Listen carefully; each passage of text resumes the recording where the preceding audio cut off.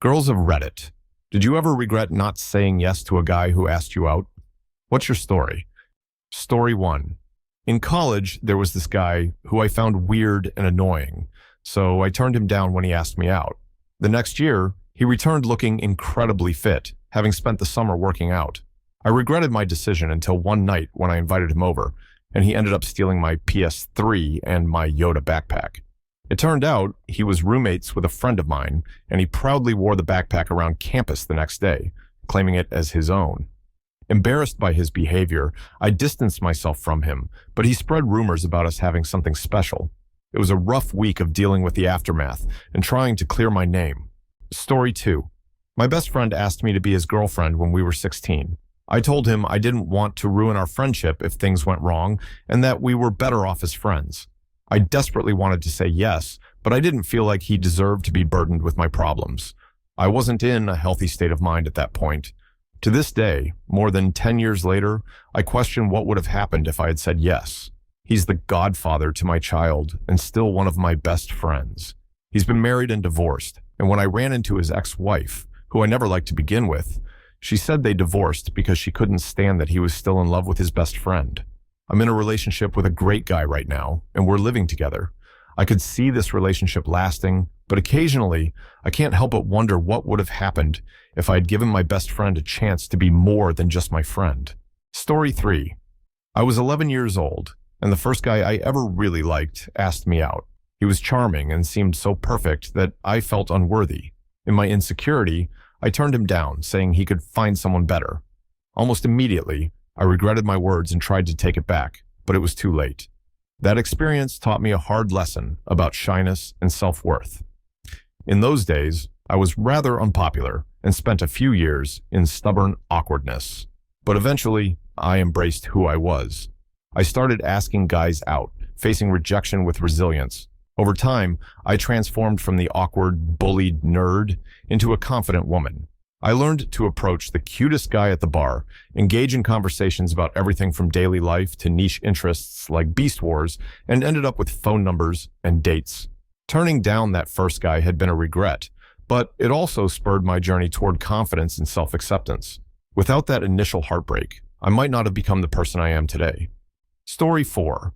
This is my wife's story, but it involves me.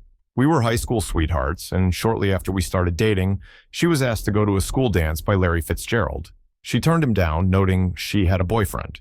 When she told me about it that evening, she was surprised by my reaction. I told her she blew it. At that point, Larry was already an athletic freak. Even in the 10th or 11th grade, it was clear this guy was going to do big things. As life progressed and my wife and I started a family, Larry's career progressed, and he continued to excel. I would occasionally remark to my wife that Larry had just hit another milestone, doing great at Pitt, winning awards, and so on. When the draft approached and he was projected as a top 3 pick, again I pointed out that she blew it. She would always respond with, "But I was with you," or "He was kind of weird anyway." When he was selected 3rd by the Cardinals, I pointed out how she blew it. She shrugged it off.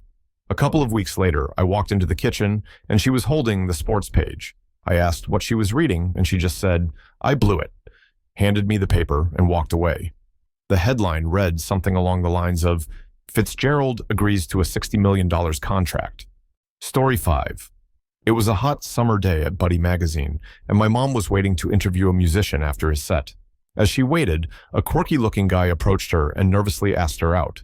She brushed him off without a second thought, muttering something about him being too ugly for her. Little did she know that ugly guy turned out to be Stevie Ray Vaughan. Later, when the musician she was waiting for finally finished, Stevie Ray Vaughan took the stage and blew everyone away with his talent. My mom instantly regretted her dismissive attitude, but when she tried to make amends, he simply said, "I wasn't good enough for you before I played, and nothing's changed." Story 6. In my final year of college, I had a crush on a guy who lived down the hall. He was tall, with a gentle voice, and a knack for making me laugh. But I was in a relationship with someone who didn't treat me well. Whenever my boyfriend canceled plans to hang out with his friends, the guy down the hall would invite me over. We'd drink tea and watch Doctor Who, or he'd make me poutine and bring it to my door. He was a complete sweetheart, but I was convinced I was in love with my boyfriend. One evening, my boyfriend broke up with me in a fast food burrito place. Devastated, I found solace in the guy down the hall, who made me tea and comforted me. A few weeks later, he asked me out, and I said yes. But during our date, I felt awkward and still too attached to my ex. I needed time to heal, but I was afraid to tell him the truth, worried he'd see it as rejection. Following a friend's advice, I decided to put some space between us, hoping he'd still be interested when I was ready. 3 weeks later, when I felt more like myself, I went to his door to see if he wanted to have tea. His roommate answered, looking awkward. He's, sleeping, he said. I'll tell him you stopped by. I later found out he had a new girlfriend. A year passed, and he was still with her. I wanted to be happy for him, but I couldn't shake the regret. I had gotten back together with my ex briefly, only to have my heart broken again. Looking back, I wish I had been brave enough to communicate my feelings and give that sweet guy down the hall a real chance. Story 7. 2 guys come to mind. Grant was incredibly sweet, and I did like him, but he was moving too fast for my liking, saying, "I love you" too soon and such. When I told him to slow down because it was making me uncomfortable, he lost heart in pursuing a relationship with me. We rekindled our connection a few years later, but it didn't amount to anything serious. He's now in a long-distance relationship with a beautiful girl. From what I can see, he's a very sweet and devoted boyfriend. Sometimes I think I missed out. Then there was Gary. I really liked him, but he was always talking to and about other girls, so I didn't think he liked me that much. One day, he asked if I would go out with him, but it seemed like a joke, so I said, "No, that's ridiculous," because I didn't want to appear too eager and vulnerable. I found out later that he was serious but wanted to seem casual. This happened in high school, and by the time I found out, he had moved on to other girls and entered a relationship with another girl, his first girlfriend. When they broke up, it devastated him. Eventually, we got together, but I was his rebound, and it was doomed from the start because he wasn't over her. I always thought that if I had said yes to him when he first asked, I would have been his first, and he would have loved me that much. Story 8. I attended an event at the Queen Mary, and I couldn't stop staring at this one guy. He was, to me, the most gorgeous person on the planet. My event coordinator noticed my distraction, and on the last night during a ball, she brought him over to me. We spent the evening walking around the deck. At one point, I mentioned how I had slipped and almost fallen earlier, and in a playful move, he swooped me into a dip and said, "Like this?" He tried to teach me how to dance. He was fantastic at it, and as we danced, he told me about his love for travel and school, interests that mirrored mine. It was the most romantic night of my life. When I had to return to my group, he stopped me on the stairs, kissed me, and said, "This is the last chance I'm going to have to do this. What do you want me to do?" I told him he needed to keep walking because at the time I was in an on-again, off-again relationship with a completely insensitive person. I think about him all the time and often beat myself up for passing on someone so great for someone who didn't care about me. If I could redo one thing in my life, it would be that night. Story 9. Back in high school, my grandma met a guy who was intelligent, charming, and had a promising future. They both liked each other, and one day he mustered up the courage to ask her out. But to everyone's surprise, she turned him down with a casual remark about not being able to date a ginger. Decades later, she looked back and marveled at how well he had done in life, financially and personally. When asked why she refused him, she simply shrugged and said, "I couldn't date a ginger. Old habits die hard." Story 10. It was my sophomore year of college, and I had a boyfriend. A nice enough guy, but without an ounce of ambition. He was away for the weekend with his buddies, and I was bored, walking across campus to the Student Union building. It was a cold, blustery weekend, and it felt like something out of a rom-com. I dropped a stack of papers, and they started blowing around. Up ran the football player dude who'd been flirting with me on and off in one of my classes. He asked if I wanted to get some coffee to warm my freezing hands, and I said, why not? We opted for cocoa instead and sat there for nearly 2 hours. It turned out he was an honor student and only played football to get the scholarship he needed. He was funny, really smart, and so freaking gorgeous. I couldn't believe he was talking to me. He told me he came to see all my shows. I was a theater major, and he finally asked if he could see me again. Really see me. I wanted to say yes so badly, but I couldn't cheat on my boyfriend. I turned him down, and he told me if I changed my mind to let him know. I ended up staying with my boyfriend for a few more months, and by then, the football player dude, had a girlfriend. I looked him up on Google a few years back. He ended up becoming a doctor, chairs the Special Olympics Committee in his hometown, and still seems like a terrific guy. He'll always be the one I wish I could go back and say yes to. Story 11.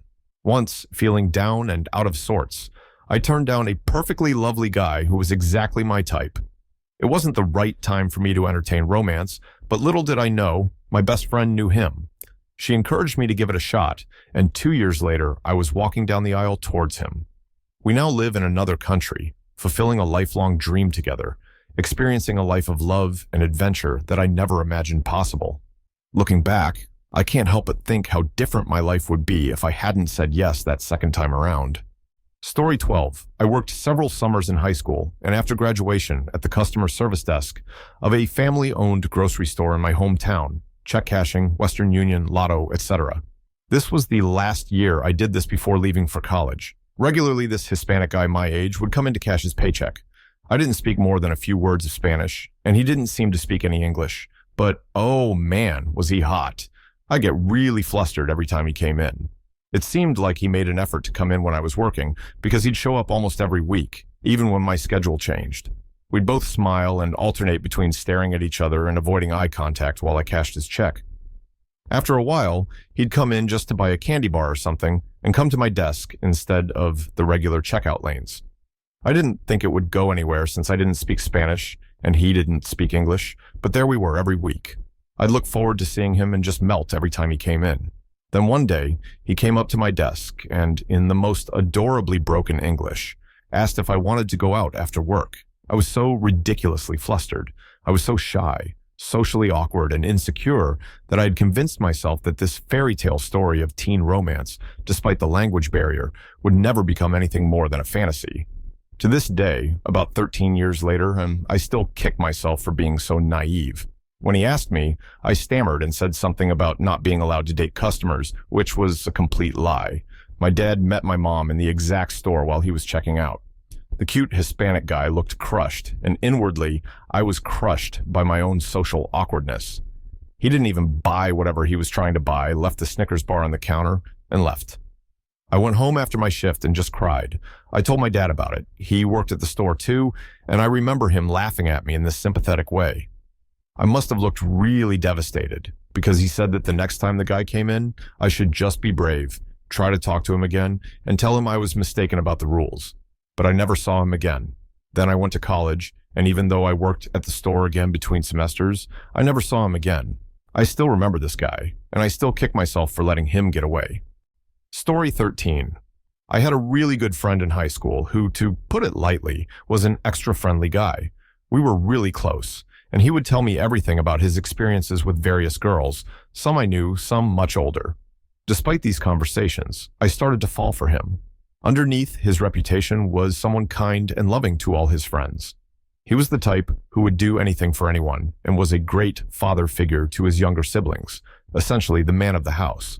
In junior year, he revealed he was starting to like me and asked if I would be his date for our friend's annual New Year's party. But I was naive and brushed it off, thinking he was trying to take advantage of me. I thought I meant more to him than just another girl to mess around with. I never told him how I felt, and instead began to distance myself from him with no explanation. He tried to talk to me, but I avoided him altogether. I went away to college, and he stayed in our hometown. After much reflection, I realized what I did was immature. Recently, we started talking again, and I apologized for what happened. He told me he knew I'd come around eventually. I'm happy to know he still cares for me.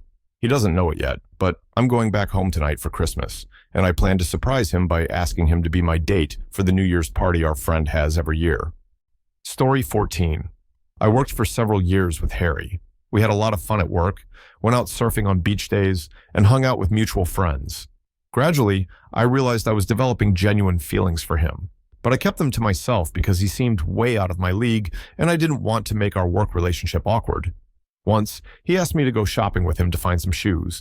We went to the mall, found some kicks, and then he asked if I wanted lunch.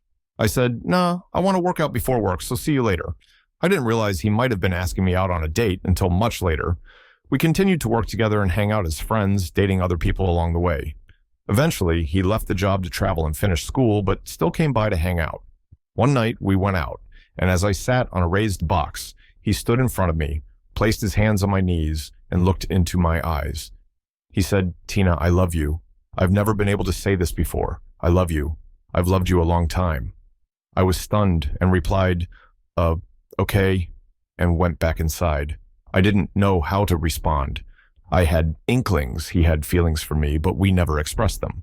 At the time, I had a boyfriend and wouldn't cheat. Here I am now, Harry. If you read this, I love you too. Story 15. During my freshman year of college, I locked eyes with a guy across the quad. He approached me, and we struck up a conversation that felt like we'd known each other forever.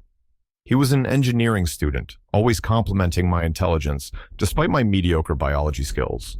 There was an undeniable chemistry between us, but I was in a long-distance relationship and couldn't act on it. He invited me to his room once, but my friend intervened and whisked me away.